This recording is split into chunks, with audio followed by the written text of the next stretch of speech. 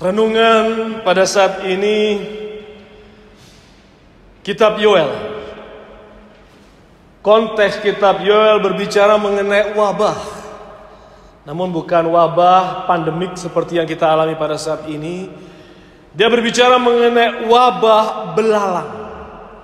Ada bencana, ada wabah belalang yang datang menghampiri bangsa Israel pada saat itu sebagai bentuk hukuman. Teguran Tuhan bagi bangsa Israel. Kenapa? Karena bangsa Israel tidak lagi hidup sesuai dengan apa yang Tuhan kehendaki. Mereka tidak setia kepada Tuhan, melanggar titah perintah kehendak Tuhan. Itu sebabnya umat Israel, bangsa Israel pada waktu itu diminta untuk bertobat. Yoel sampaikan pesan itu. Coba kita perhatikan bacaan ini dari pasal yang kedua. Itu ayat yang ke-12 sampai ayat yang ke-17. Itu perikopnya berbicara mengenai seruan untuk bertobat. Yoel berseru menyampaikan pesan dari Tuhan. Bertobat kalian gitu. Kalau mau wabah belalang ini berlalu, bertobat kalian. Kemudian kalau kita baca ayat 18 sampai ayat 27, di situ ada janji yang disampaikan oleh Yoel kepada bangsa Israel. Janji Tuhan kalau mereka mau bertobat. Ketika mereka mau bertobat, Tuhan akan pulihkan mereka.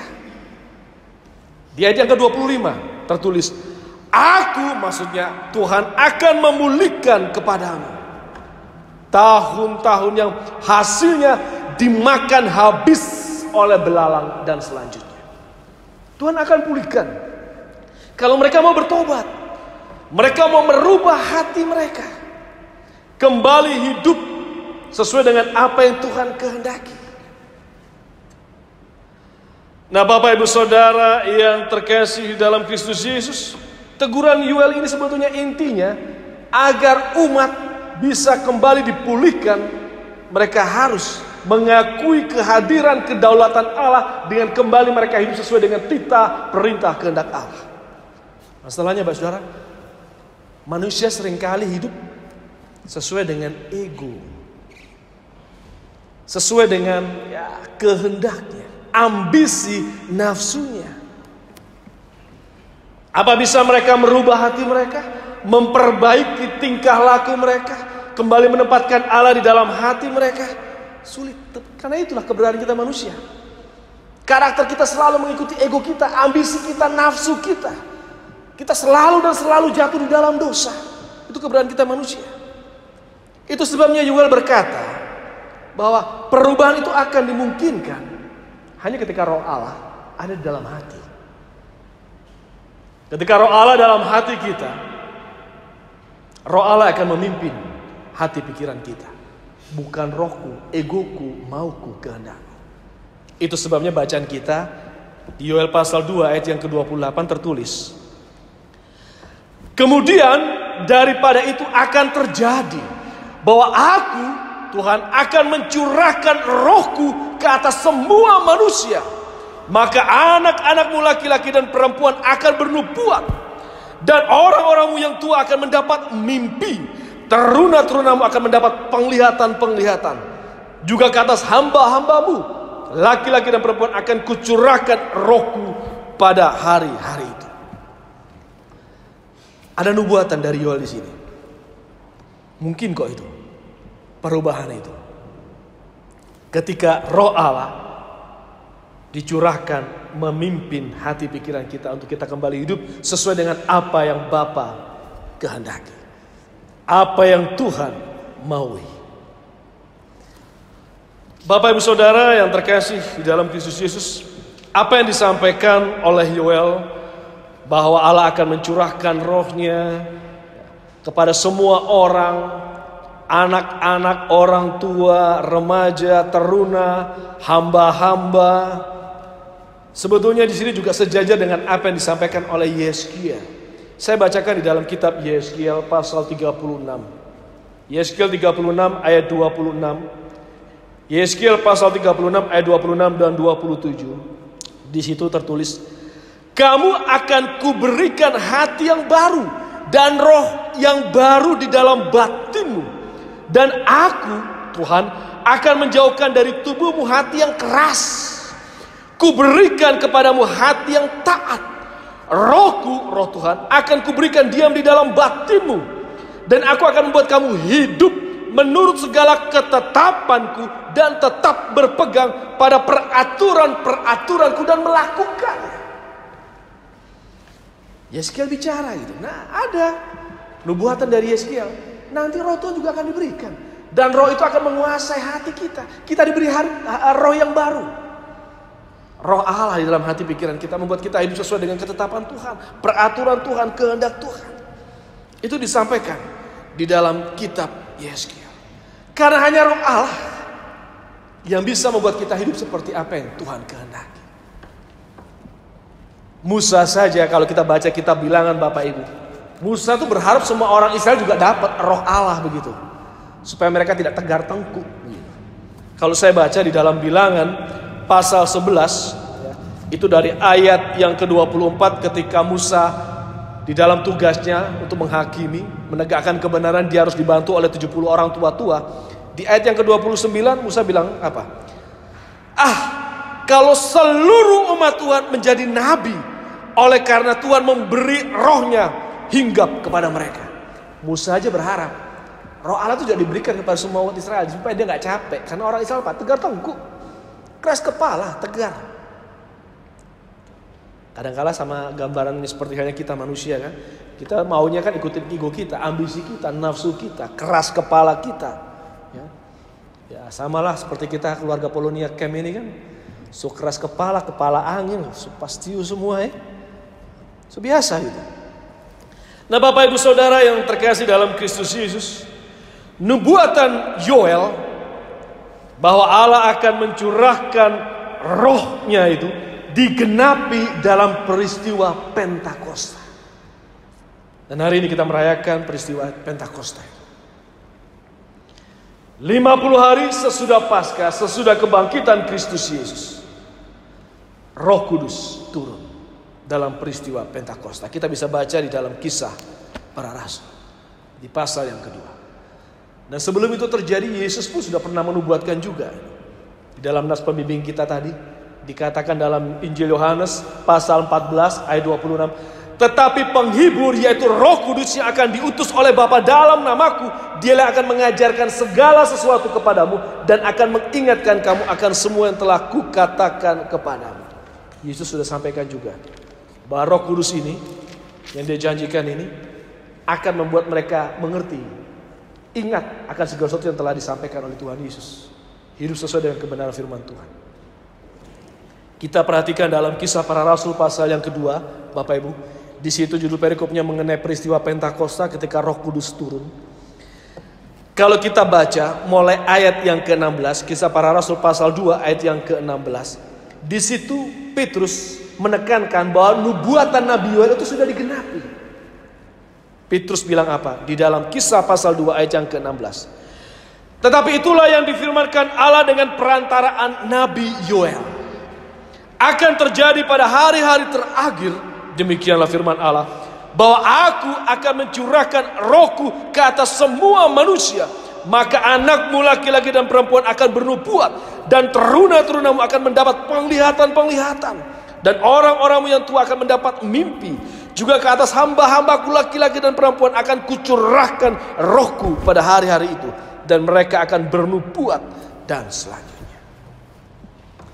Petrus menekankan ketika hari Pentakosta, ketika Roh Kudus turun kepada para murid, bukan hanya Petrus, tapi murid-murid yang berkumpul pada saat itu, mereka melakukan pekerjaan sesuai apa dengan Tuhan kehendaki. Kenapa?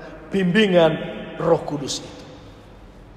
Roh Kudus ini yang memampukan, memperlengkapi para murid untuk mereka bersaksi tentang karya keselamatan Allah kepada umat manusia.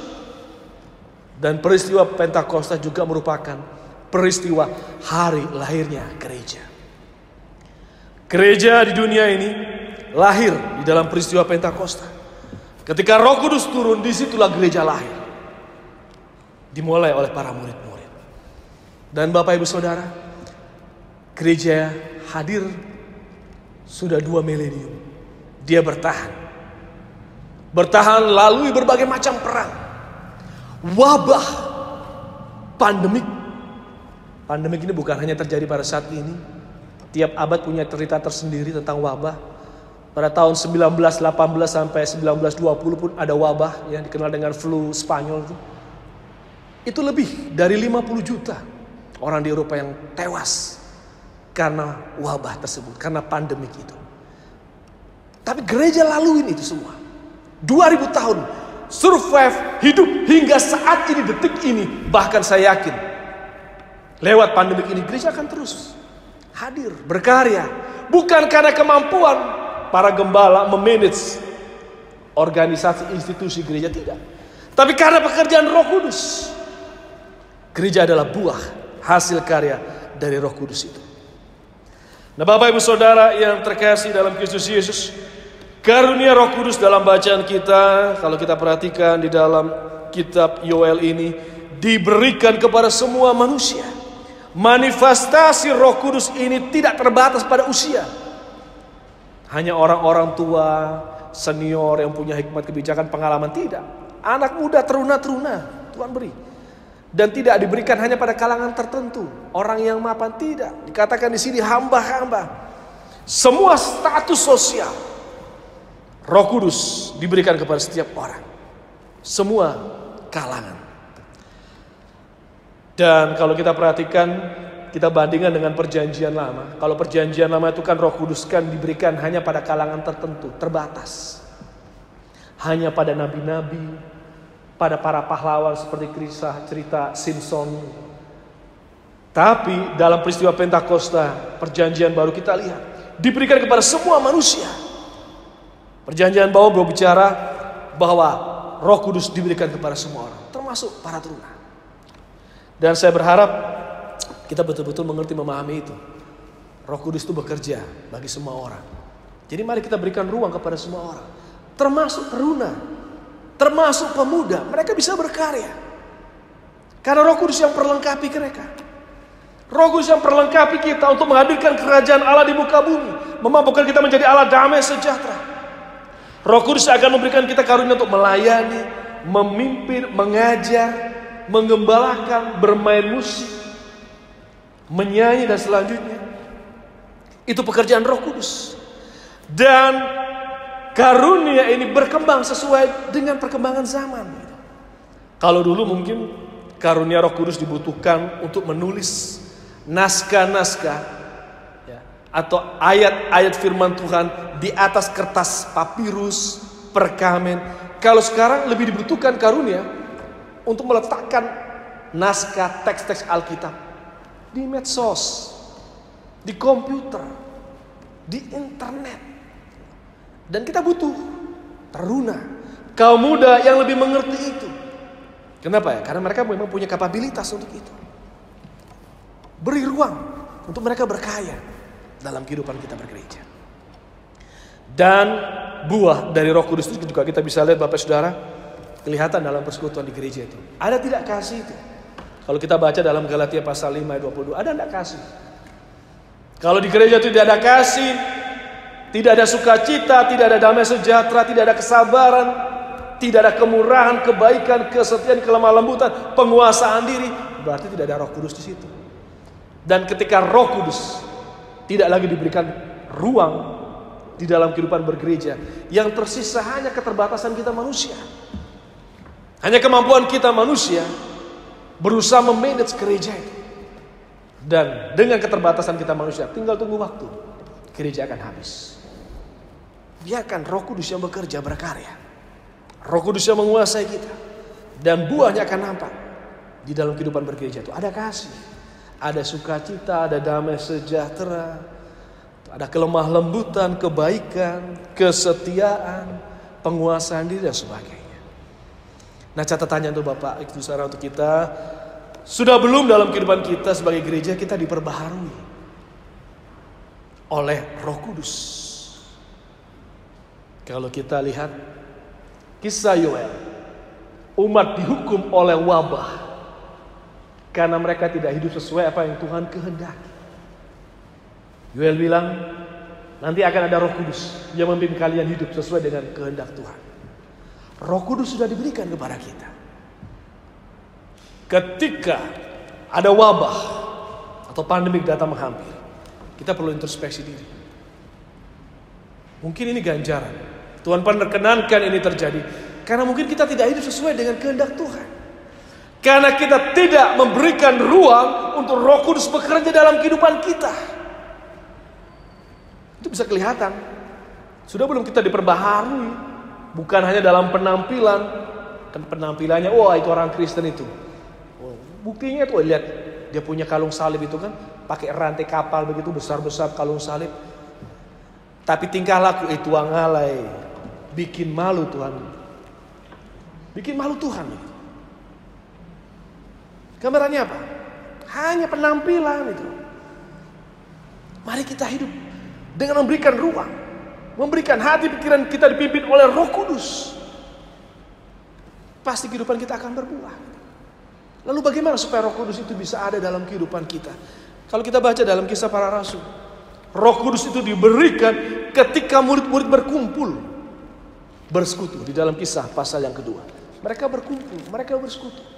Di situ Roh Kudus Tuhan berikan. Dalam arti saudara, persekutuan itu penting. Karena dalam persekutuanlah kita dibangun, diingatkan ketika kita salah melangkah,